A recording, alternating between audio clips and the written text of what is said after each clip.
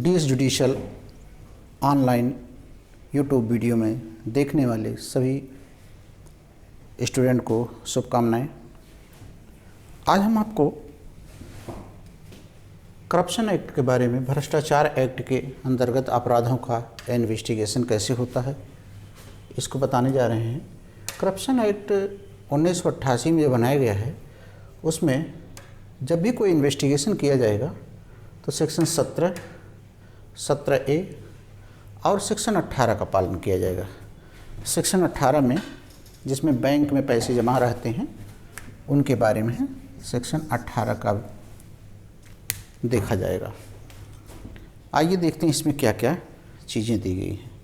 सबसे पहले आप ये जानिए, क्वेश्चन आपका है, भ्रष्टाचार मामलों का इन्वेस्टिगेशन कैसे किया जाएगा। सेक्शन 17 करप्शन एक्ट के चैप्टर 4 में वर्णित है, जिसमें सबसे पहला प्रश्न आता है कि कौन सा प्राधिकारी है जो इसका इन्वेस्टिगेशन करेगा। तो आपको चलते चलते देख लें, अगर वह दिल्ली विशेष पुलिस स्थापना अधिनियम का है तो फिर पुलिस निरीक्षक को यह शक्ति दी गई है, पुलिस निरीक्षक ही इसका इन्वेस्टिगेशन कर सकते हैं। और मद्रास, बम्बई, अहमदाबाद, इन क्षेत्रों का अगर मैटर है तो ऐसी दशा में सहायक पुलिस अधीक्षक को यह शक्ति दी गई है। सहायक पुलिस अधीक्षक को यह शक्ति, सहायक पुलिस आयुक्त को ऐसे इन्वेस्टिगेशन का पावर दिया गया है। उपरोक्त के अलावा किसी अन्य क्षेत्र में अगर करप्शन से संबंधित मैटर का मामला आता है तो डीएसपी रैंक का अधिकारी ऐसा इन्वेस्टिगेशन करेगा। ये भी और ध्यान देने योग्य है कि ये सारे अधिकारी जब भी कोई इन्वेस्टिगेशन करेंगे तो कंसर्निंग फर्स्ट क्लास मजिस्ट्रेट या महानगर मजिस्ट्रेट की अनुमति लेकर ही कोई इन्वेस्टिगेशन करेंगे। और बिना वारंट गिरफ्तारी भी अगर इनको वहाँ पर करना है तो गिरफ्तारी बिना वारंट के ये नहीं कर सकते, वारंट इनको लेना पड़ेगा। लेकिन ध्यान रहे, कोई पुलिस अधिकारी अगर राज्य सरकार द्वारा इस प्रकार प्राधिकृत है, पुलिस निरीक्षक की पंक्ति के नीचे का नहीं है, तो उसे प्रथम वर्ग मजिस्ट्रेट या महानगर मजिस्ट्रेट की अनुमति लेने की ज़रूरत नहीं है और वह बिना वारंट गिरफ्तारी भी कर सकता है। अब प्रश्न एक आता है 13(1)B में वर्णित अगर कोई अपराध है तो ऐसे अपराधों का इन्वेस्टिगेशन एसपी की अनुमति के बिना नहीं किया जाएगा, कम से कम एसपी की अनुमति लिया जाएगा। इतनी बातें धारा 17 में दी गई हैं। धारा 17 में इतनी बातें दी गई हैं कि कौन प्राधिकारी इन्वेस्टिगेशन करेगा। दिल्ली के मामलों में पुलिस निरीक्षक, मद्रास, बॉम्बे, गुजरात पुलिस आयुक्त, अन्य क्षेत्रों के मामलों में पुलिस एसपी को ए पावर दी गई है, डीएसपी को ए पावर दी गई है।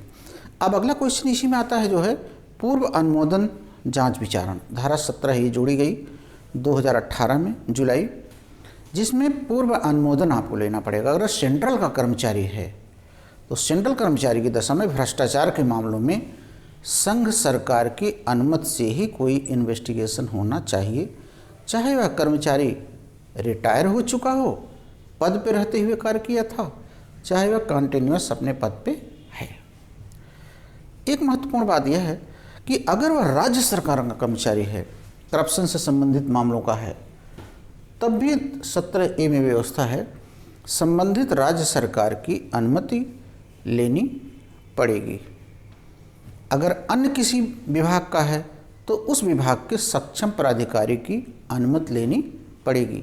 यहाँ ध्यान देने योग्य है कि इन कर्मचारियों को कोई अनावश्यक हरासमेंट ना करने पावे, इसीलिए इस प्रकार के अनुमति की व्यवस्था की गई है।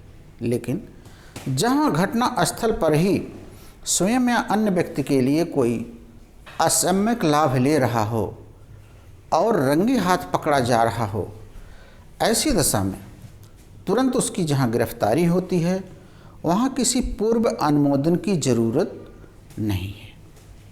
आपने पढ़ा इतना कि पूर्व अनुमोदन जांच विचारण के लिए कब जरूरी है? 17A। अब आता है powers to inspect bankers account. अगर ऐसे लोक सेवक का किसी बैंक में अकाउंट है, उसमें उसने सारे पैसे जमा किए हैं, तो ऐसी दशा में पुलिस अधीक्षक रैंक का व्यक्ति उस बैंक अकाउंट को जा कर के जांच कर सकता है और बैंक वाले अधिकारी उस बैंक के अकाउंट की जांच करने में पूरी मदद करेंगे, जैसा कि सेक्शन 18 में दिया गया है। तो ये एक क्वेश्चन आपने पढ़ा जिसमें पुलिस का इन्वेस्टिगेशन करने के तरीके के बारे में आपको बताया गया।